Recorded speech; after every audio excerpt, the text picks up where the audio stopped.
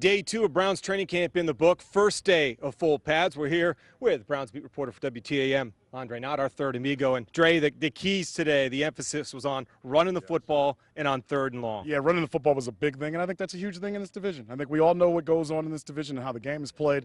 I thought it was good to see Trent Richardson in pads and to get to see him run, but I thought the other guys stood out. I think we saw Montario Hardesty finally look like the guy that was drafted in the 2nd round, had a draw run today where he was able to run away from people. I thought he put some excitement into the crowd. You know, it's funny because the crowd cheers for everything, and I think Frosty Rucker after play goes, hey, cheer for the defense.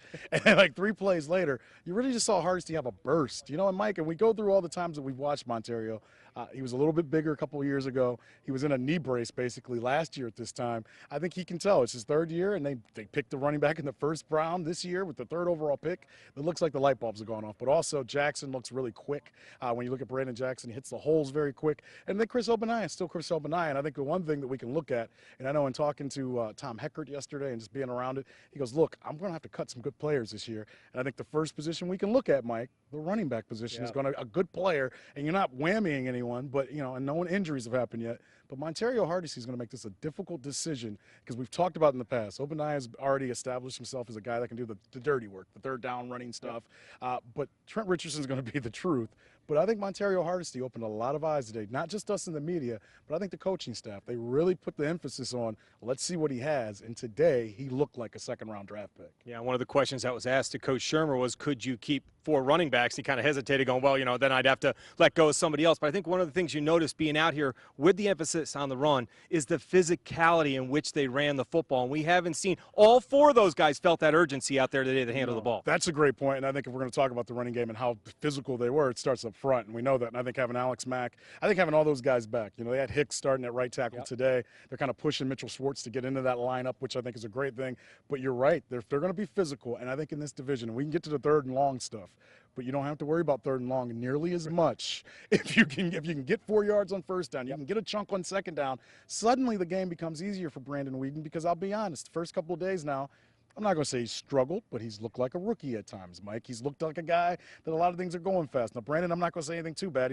He attacked me and said I tweeted. He said, he goes, you tweeted I threw 4 interceptions. I said, that's not what I said. Weeden has a good attitude about it, but he doesn't like throwing the interceptions. But they all go hand in hand, Mike. And I guess that's the whole thing. If you can run the football and you can establish these guys and you don't overkill Richardson early on, suddenly things become easier for the rookie quarterback. Yeah, and speaking of Brandon Weeden, one of the things he talked about is how he rebounds from the mistakes from the day before. And I think what we're finding out, he's really a film rat. That kid is in there 24/7 to try to get better. Very telling. The guys had to be up here at 6 a.m., I think, today. He said that until 12:30 last night, he's watching film of the mistakes he made yesterday, and he was better today. Now, there were some plays made against him. This is the first time in pads. I think the one thing the receivers are going through right now, Mike, is they're getting hit now. You know, you have guys like Joe Hayden. These corners are bumping where they couldn't do that before, so the timing of the plays is a little off, and I think that's something that Brandon has to get used to. The other thing is you can see that these running backs can catch the football. I think when you go through all of them, you know what I mean? We watch them run it, but you can see all of them on the swing pass. They give another weapon to this offense. And I think, you know, it's 2 days into camp. First day in pads. There haven't been any major injuries, but you can feel just a little bit of excitement because this offense looks like, you know, they're going to be able to move the football this year. I'm not saying they're going to score, you know, 500 points. But, you know, it changes the game when you can score a couple touchdowns, and I think they'll be able to accomplish that this year. Yeah, and we'll give the defense their due because 2 great plays today. Eric Hegg made a great play. James Dockery made a great play. And you're surprised, and not really surprised, but you're kind of the way Dockery has played, he's going to be a tough guy to play. He's going to be a tough guy not to put on the field because I can go back a year ago.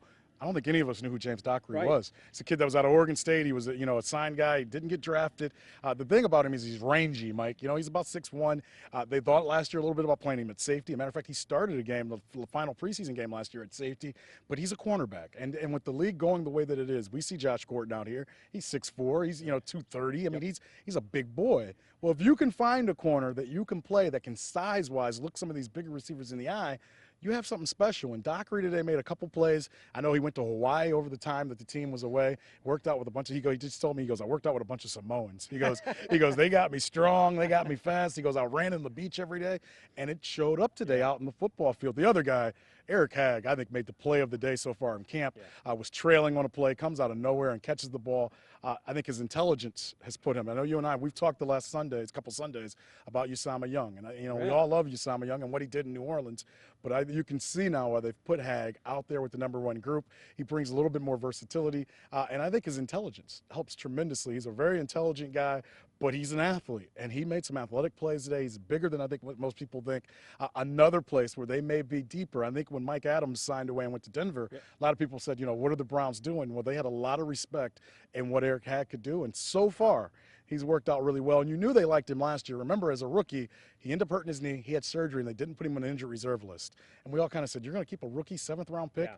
I think that tells you how much they like him inside. And so far, through a couple days, he looks legitimate next to T.J. Ward at that safety position. In one final spot, and Pat Shurmur talked about this yesterday, that yes, Scott Fujita, they're already planning on, and he's going to be gone for 3 days or 3 games, and they're silently working in other guys. We see, Johnson in there, you see Acho in there. So you can see, if you watch close enough, you can see the little subtle moves. Everybody's getting a chance to get some time. Everyone's getting a chance. The one thing that's changed, and Mike, I know you've noticed this, and I think anybody that's watched, they're athletic at linebacker now. And when Eric Mangini was here, he wanted that plotting big 3-4 linebacker that could stick up in there and stop the run. Well, now they have some athletes. Yeah. And if you get Phil Taylor back and you get a Taba Rubin back, if you get a couple athletes that can run, suddenly you changes the aspect of this defense. And you're right with Johnson. They've played him a little bit at that outside linebacker, knowing that Scott Fujita, as you said, is going to miss. Now, Scott told me today, don't rule him out just yet. The coach said he's expecting to miss 3. But you have to, right? Absolutely. But Scott feels like there was some movement made in their case last week, and we'll know more as we go along with that. But I like that they're athletic. Acho, as you said, is a kid that can run. They're letting him play a little middle linebacker. I think JMJ at some point in time is going to play some middle linebacker as well. But you like that they can play outside. There's some versatility now suddenly with these linebackers. I like them because they can run. And I think if the first thing I heard about Baltimore Ravens camp is that, Ray Lewis shows up 15, 20 pounds lighter. The game is changing. There's more nickel packages, dime packages. And I think if you want to be successful, you got to be in shape and you got to be able to run at linebacker. I talked to Scott Fujita today, and he laughed. And I go, how can you help, all these guys? And he goes, I'm the best in shape 33-year-old out here. He goes, because we got a lot of young stallions coming after me.